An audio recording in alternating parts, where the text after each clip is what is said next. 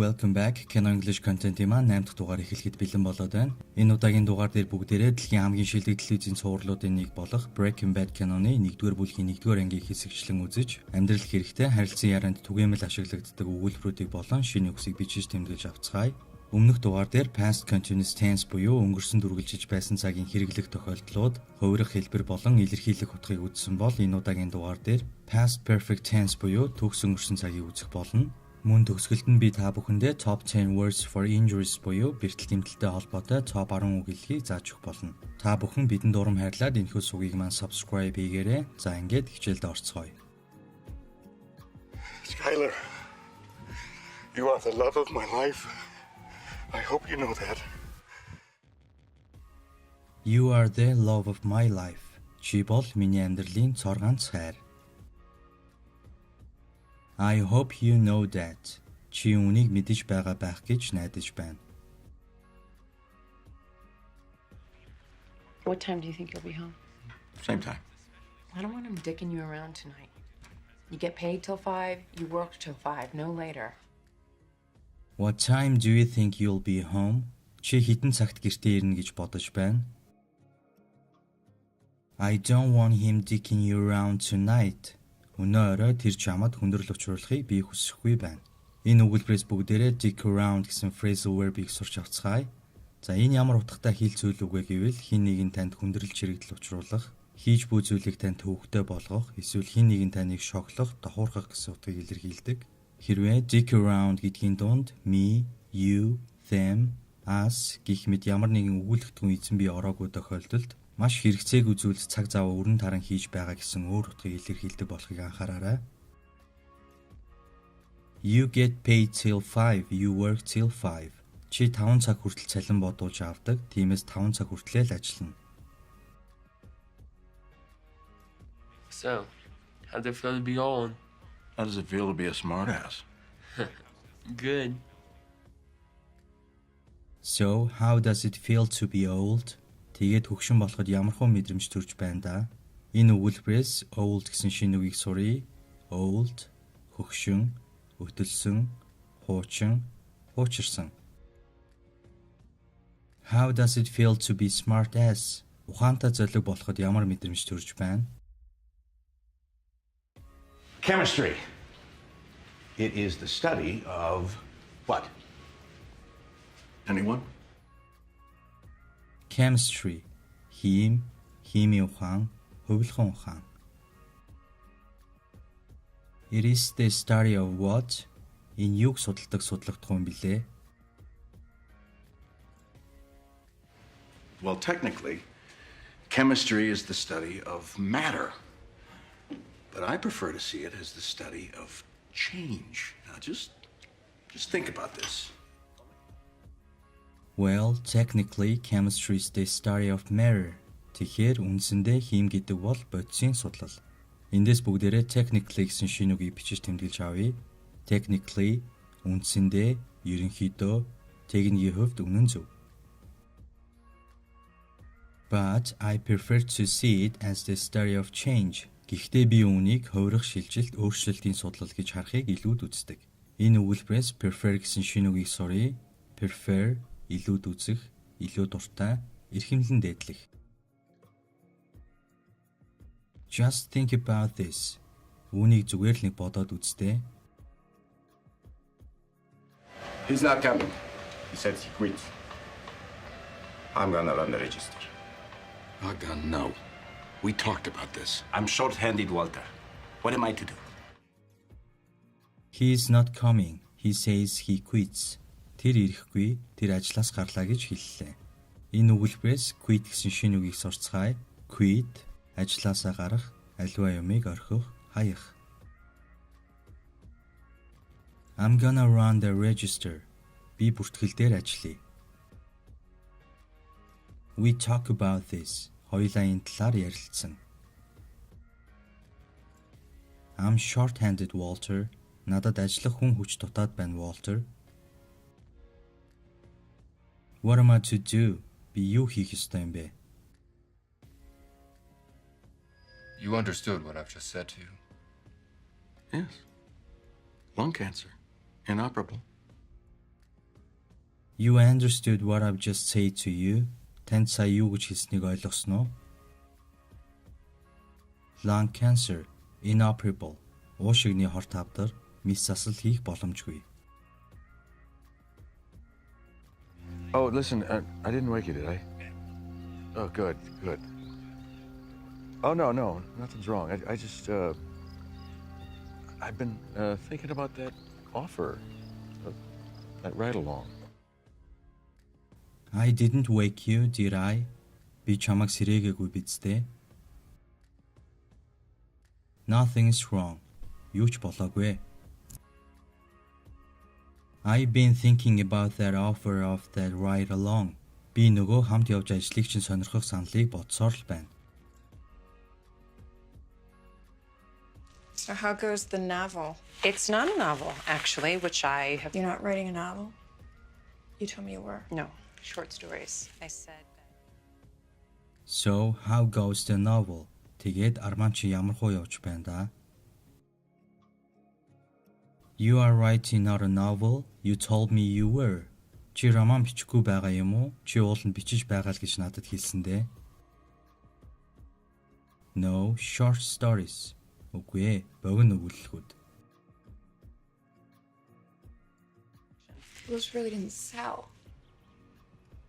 I just thought a novel would be easier to sell. Yeah, well, maybe so. Those really didn't sell. Тэд нар чи үнэхээр зарагдаагүй шүү дээ. I just thought a novel would be easier to sell. Би зүгээр л Арман зарагдах нь илүү хялбар л гэж бодсон юм. Maybe so. Магадгүй тийм байх. Tell me why you're doing this. Seriously. Why do you do it? Money? Mainly? There you go. Tell me why are you doing this? Яагаад үнийг хийж байгаагаа надад хэлтэй? Why do you do it? Чи үнийг ямар учраас хийдэг юм? Money, mainly. Ерөөсөө л мөнгө. There you go. Чи хариултаа авчихлаа. Эсвэл наадах чинь шүү дээ гэсэн утгаар оршуулж болно. So, what now? How do we proceed? So, what now? Тэгээд одоо яах вэ? How do we proceed? Хоёулаа хэрхэн яаж ажиллаа үргэлжлүүлэх юм бэ? Энэ өгүүлбэрээс proceed гэсэн шинэ үгийг сурч авъя. Proceed, үргэлжлүүлэх, урагшлах, хөгжих, шинээр эхлэх, үүсэх. Listen to me, I'll teach you my recipe. Huh? What do you say? You want to cook like me? Listen to me, I'll teach you my recipe. Намайг сонс, би чамд өөрийн жороо зааж өгье. Эндээс recipe гэсэн шинэ үгийг бичиж тэмдэглэж авцгаая. Recipe, хийх арга, жор, заавар. What do you say? Юу гэмээр байна да?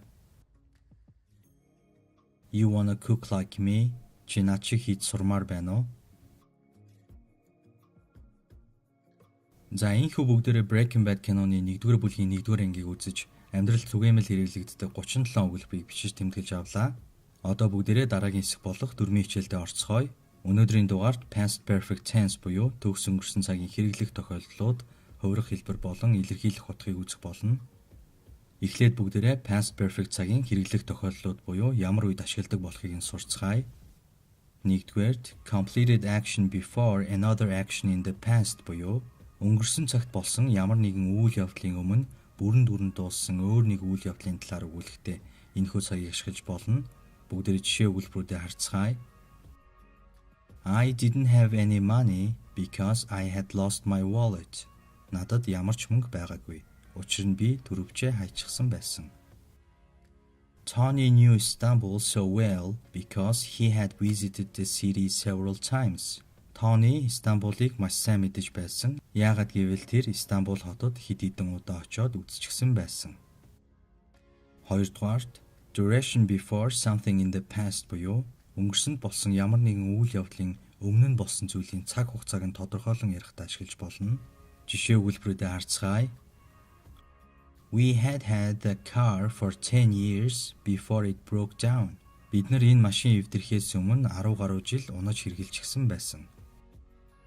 They felt bad about selling the house because they had owned it for more than 40 years. Тэд нар байшингаа зарахтаа сэтгэл дундуур байсан. Яагаад гэвэл тэд нар байшиндаа 40 жил амьдарчихсан байсан. 3-дугаарт to talk about unreal or imaginary things in the past буюу өнгөрсөндөө холбоотой ямар нэгэн бодит бус төсөөллийн зүйлсийн талаар ярихдаа ашиглаж болдог. Жишээ өгүүлбэрүүдээ харцгаая. If I had known you were ill, I would have visited you. Хэрвээ би чамайг өвчтөө байсныг чи мэдсэн бол би чам дээр очих байсан юм. She would have passed the exam if she had studied harder. Хэрвээ тэр илүү сайн суралцсан бол шалгалтаа давчгал байсан юм.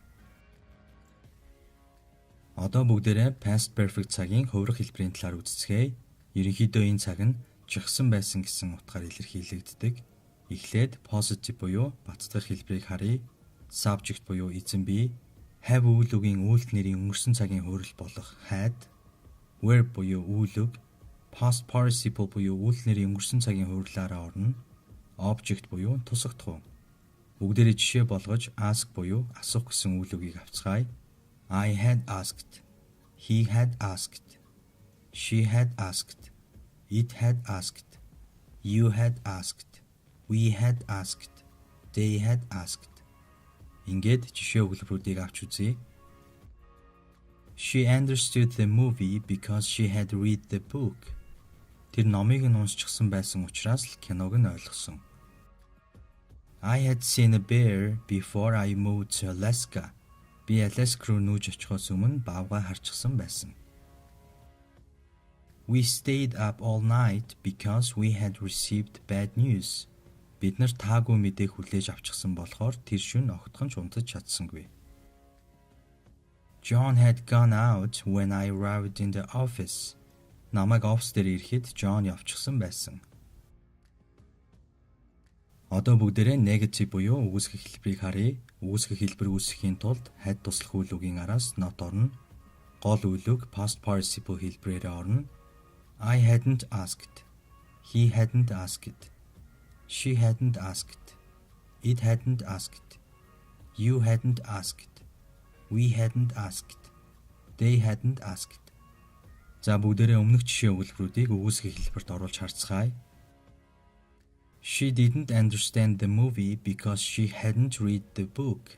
Тэр номыг нь уншаагүй байсан учраас киног нь ойлгоогүй. I had not seen a bear before I moved to Alaska.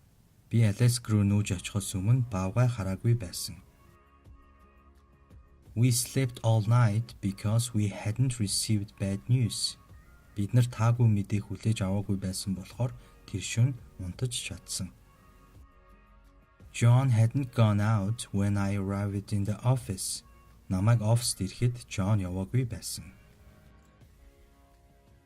Одоо question буюу асуух хэлбэрийг харцгаая. Эхлээд бүгдээрээ general question буюу ерөнхий асуултын хэлбэрийг авч үзнэ. Ерөнхий асуулт гэдэг нь тийм үгүй гэсэн богино хариулт шаардсан асуулт юм. Асуух хэлбэрт had туслах үйл үг нь эзэн биеийн өмнө ордог.